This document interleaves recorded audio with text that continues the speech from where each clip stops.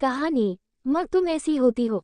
विमल बहुत परेशान था। उसे समझ में नहीं आ रहा था कि वो इस परिस्थिति से कैसे निपटे। वो अपनी माँ को बहुत चाहता था, किंतु उसकी पत्नी और बच्चे उसकी माँ से बहुत दूर भागते थे, क्योंकि उसकी माँ की एक आंख नहीं थी, साथ ही उसकी कमर भी 90 अंश पर झुकी थी। वैसे वह अपना काम सब खुद कर लेती है, किंतु फिर भी वो उसकी पत्नी और बच्चों के लिए हमेशा खटकती है। दादी, आप ऊपर के कमरे में जाओ, मेरे दोस्त आ रहे हैं। विमल के बेटे अखिल ने बड़े बेरुखी से कहा। पर बेटा, मैं तो यहाँ बहुत दूर बैठी हूँ। विमल की माँ ने बहुत प्यार से कहा। नहीं, आप उनके सामने मत रहो, वो मुझे चिढ़ाते हैं। अखिल ने जोर से डांटते हुए कहा। क्या हुआ अखिल, क्यों चिल्ला रहे हो? विमल की पत्नी कामनी ने किचन से ही आवाज लगाए। देखो ना माँ, ये दादी यही ड्राइंग रूम में बैठी है और मेरे दोस्त आ रहे हैं। अखिल ने शिकायत भरे लहजे में कहा। माँ जी, आप ऊपर चली जाओ। क्यों, हम लोगों को लजवाती हो? कामनी ने बेटे का पक्ष लेते हुए कहा। बेचारी सरस्वती चुपचाप उठकर जीने के सहारे ऊपर जाने लगी। कमर झुकी होने के कारण उन्हें ऊपर चढ़ने में बहुत परेशानी हो रही थी, किंतु वो पूरी ताकत से ऊपर के एक अकेले कोने वाले कमरे में जाकर बैठ गईं। विमल बाजू के कमरे से सब सुन रहा था। उसे कष्ट हो रहा था कि उसकी माँ को अपमानित होना पड़ रहा है, किंतु वो असहाय था। अगर वो कुछ कहता है तो पत्नी और बच्चे उसका विरोध करने लगते हैं। दूसरे उनके तर्क भी सही लगते हैं। चूंकि वो एक प्रशासनिक अधिकारी था, उसका सामाजिक स्तर बहुत ऊंचा था। उसकी ससुराल भी एक उच्च घराने में थी, अतः वह चुपचाप इस तरह हर दिन अपनी माँ को अपमानित होते देखता रहता था। रात को विमल की पत्नी ने कहा, देखो जी, अब कुछ करो। कल कलेक्टर साहब की पत्नी आई थी। माँ जी अपनी देशी धुन धारा में उनसे मिली। मुझे बहुत शर्म आ रही थी बताते हुए कि ये मेरी सास हैं। मैंने कह दिया कि दूर की रिश्तेदार हैं, इलाज कराने आए हैं।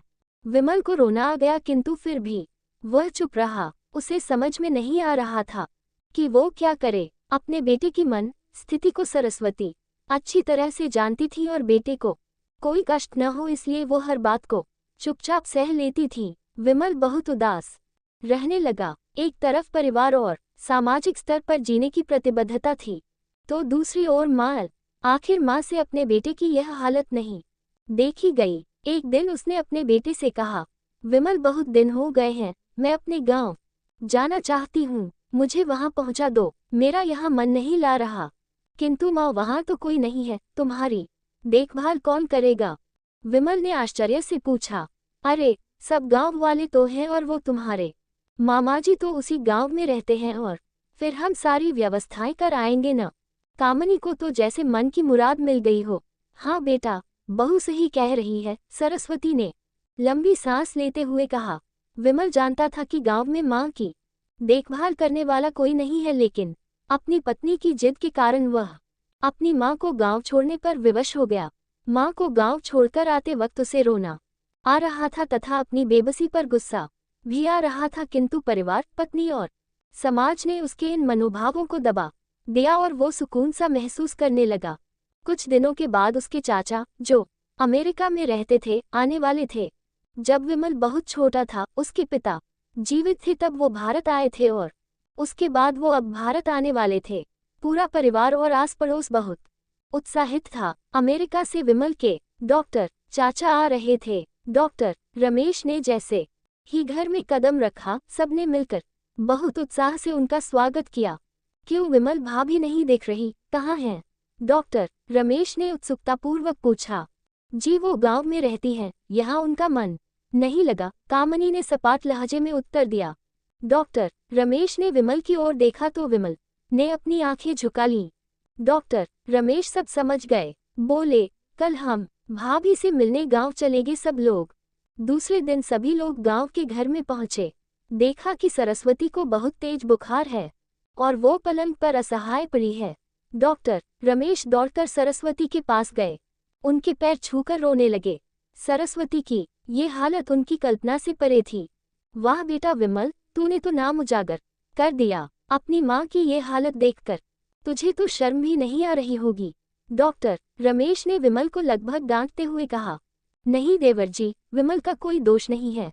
मैं खुद गांव आई थी। सरस्वती ने अपने बेटे का बचाव किया। मुझे सब पता चल गया भाभी। आप चुप रहो। क्यों बहू, तुम्हें अपनी सास की कुरूपता पसंद नहीं है? समाज में तुम्हें नीचा देखना पड़ता है ना? डॉक्टर रमेश ने कामनी की ओर व्यंग्य से देखा। कामनी निरुत्तर होकर विमल को देखने लगी। आज तुम जिस सामाजिक स्तर पर हो वो इन्हीं के संघर्षों की देन है। और बेटा विमल, तुम्हें शायद मालूम न हो कि बचपन में जब तुम 1 साल के थे तब छत से नीचे गिरने के कारण तुम्हारी एक आंख फूट गई थी और तुम्हारी रीढ़ की हड्डी में भी समस्या थी। तब तुम्हारी इस कुरूप माँ ने अपनी एक आंख और अपना बोन मेरो तुम्हें देकर इतना सुंदर स्वरूप दिया था। कामनी बेटा, इतने सालों तक संघर्ष करके बेटे को प्रशासनिक अधिकारी बनाने वाली इस संघर्षशील औरत की तुम लोगों ने ये दशा कर दी। तुम्हें ईश्वर कभी माफ नहीं करेगा। डॉक्टर रमेश की आंखों से अश्रु जलधारा बह रही थी। अब भाभी, आप मेरे साथ अमेरिका जाएंगी। यहाँ इन स्वार्थी लोगों के बीच नहीं रहेंगी। डॉक्टर रमेश ने सरस्वती से कहा। विमल को तो काटो तो खून नहीं था। डॉक्टर रमेश जो उसके चाचा थे, उन्होंने जो राज बताया उसके बाद तो विमल को यही लग रहा था कि उससे ज्यादा पापी इंसान इस दुनिया में कोई और है ही नहीं। वह दौड़ता गया और माँ सरस्वती के कदमों से लिपट गया। माँ, मेरा अपराध अक्षम्य है। मैं जानबूझकर चुप्पी साधे रहा, आपका अपमान करवाता रहा। अब सिर्फ आप ही उस घर में मेरे साथ रहेंगी और कोई नहीं। विमल ने आग्नेय दृष्टि से अपनी पत्नी और बच्चों को देखा। कामनी को भी बहुत पश्चाताप हो रहा था, किंतु उसकी हिम्मत नहीं हो रही थी कि वो सरस्वती से आंख मिलाए। सरस्वती ने कामनी की मन स्थिति को समझकर उसको पुचकारते हुए अपने पास बुलाया और विमल को डांटते हुए कहा, खबरदार, जो मेरी बहू को मुझसे अलग करने की कोशिश की तो तुझे ही घर से बाहर निकाल दूंगी। कामनी और बच्चों ने सरस्वती के पैर पड़ते हुए अपने व्यवहार पर माफी मांगी और माँ के हृदय ने सबको माफ कर दिया।